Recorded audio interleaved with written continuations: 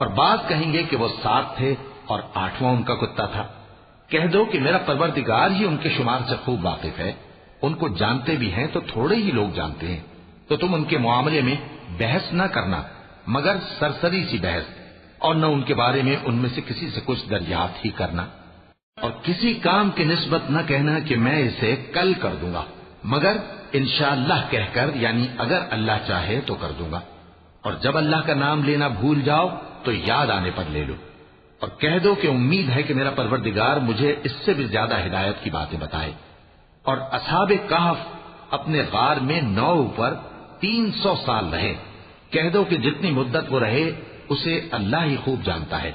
اسی کو آسمانوں اور زمین کی پوشیدہ باتیں معلوم ہیں، وہ کیا خوب دیکھنے والا اور کیا خوب سننے والا ہے،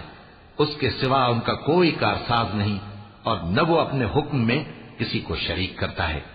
اور اپنے پروردگار کی کتاب کو جو تمہارے پاس بھیجی جاتی ہے پڑھتے رہا کرو، اس کی باتوں کو کوئی بدلنے والا نہیں، اور اس کے سوا تم کہیں پناہ بھی نہیں پاؤ گے۔ اور جو لوگ صبح و شام اپنے پروردگار کو پکارتے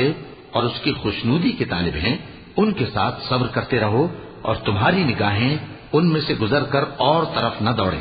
کہ تم دنیاوی زندگی کی رونقوں کے خواستگار ہو جاؤ۔ اور جس شخص کے دل کو ہم نے اپنی یاد سے غافل کر دیا ہے اور وہ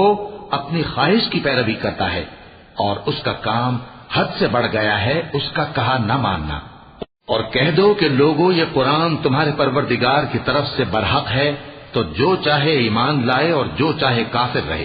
ہم نے ظالموں کے لیے دوزخ کی آگ تیار کر رکھی ہے جس کی قناتیں ان کو گھیر رہی ہوں گی، اور اگر فریاد کریں گے تو ایسے کھولتے ہوئے پانی سے ان کی داد رسی کی جائے گی جو پگھلے ہوئے تانبے کی طرح گرم ہوگا اور جو ان کے چہروں کو بھون ڈالے گا۔